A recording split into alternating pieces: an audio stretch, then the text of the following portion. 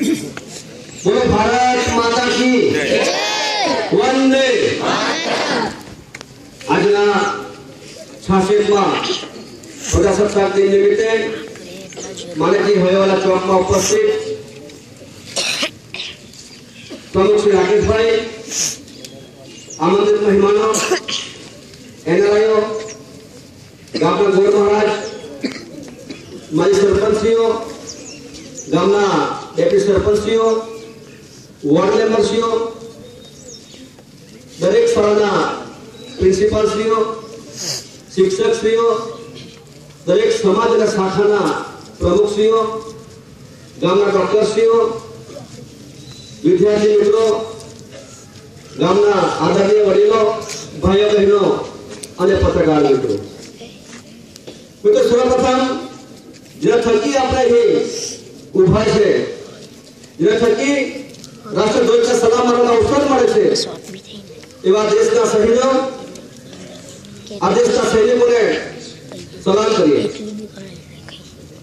કે જેઓ સતત એક ધારો આપણી સીમા પર ચોકી કરીને બેઠા હોય, તેના થકી જ અહીં આપણે આ પર્વની ઉજવણી કરી રહ્યા છીએ. હું તો સમગ્ર ગામની વાત કરું, પણ તે પહેલા સમગ્ર હિન્દુસ્તાનની આપણે વાત કરીએ.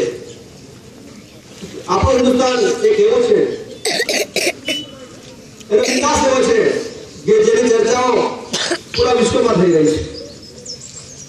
અને ગુજરાતને આપણે હિન્દુસ્તાનની ગુજરાતની વાત કરીએ તો ગુજરાત એક એવું રાજ્ય ઉભરી રહ્યું છે કે જેની ચર્ચાઓ પૂરા હિન્દુસ્તાનમાં થઈ રહી છે. પણ હું નાગરિકની વાત કરું તો સર્વપ્રથમ એવું ગામ હશે કે જેની ચર્ચાઓ સમગ્ર ગુજરાતમાં થઈ રહી છે. મિત્રો, આપણા અદ્ભુત સંગ્રામથી, અદ્ભુત સહયોગથી આ પ્રેરણા રૂપે આપણે વખતો વખત દિવસે દિવસે કંઈક ને કંઈક નવું કરવાની ધગશ જાગે છે અને કરવાની મને તમન્ના થાય છે. અને મારે ઘણું સારું કહેવું છે કે આજના દિવસે કે આપણી વિશાળ નગરી જેમાં વિશેષ કરીને બહેનો પણ આજે ભાગ લીધો છે. સમગ્ર ગામ જ્યારે રાષ્ટ્રધ્વજને સલામી આપવા માટે ઉમટી પડતું હોય ત્યારે જરૂર મને કંઈક શીખવાનું મળે. મિત્રો, સમગ્ર હિન્દુસ્તાનને સમગ્ર ગુજરાત એવા વિશ્વની અંદર વાત કરું તો પ્રથમ ગામ હશે કે જેમના યુવાનોમાં અદ્ભુત શક્તિ છુપાયેલી છે. ગામમાં એક પણ દીકરી ન હોવા છતાં પણ કોઈ બાળક ઘરે બેઠો દેખાય નહીં.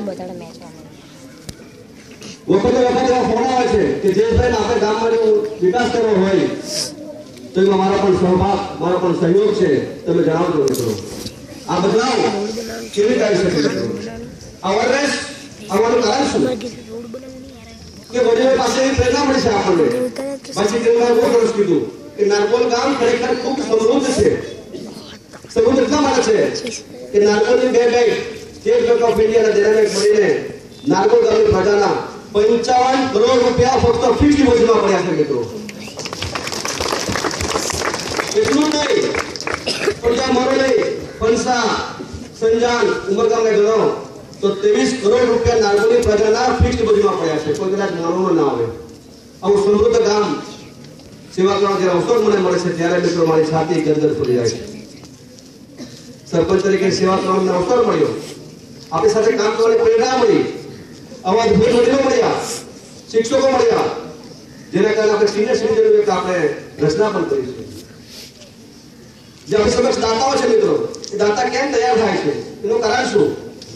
દરેક ગામમાં દાતા પડ્યા છે, પણ નારગોલને કેમ બધું પ્રોત્સાહન આપી રહ્યા છે તેનું હુબહુ કારણ છે. મિત્રો, એ બધા સાથે મળીને આ ગામનો વિકાસ કરવા માટે જ્યારે આગળ વધી રહ્યા છે ત્યારે હું ઈચ્છું છું કે સમગ્ર વિશ્વની અંદર નારગોલનું ગામ ગુંજતું થાય, સમગ્ર હિન્દુસ્તાનની અંદર પણ આપણું ગામ હંમેશા માટે ગુંજતું રહે એવી પ્રેરણા સાથે હું આગળ વધવાની મને અવસર મળી રહ્યો છે. ખરેખર ખૂબ ધન્યવાદ પાત્ર છે. મિત્રો, એવા અનેક વિકાસના કામો કરવા માટે આપણે આગળ વધી રહ્યા છીએ.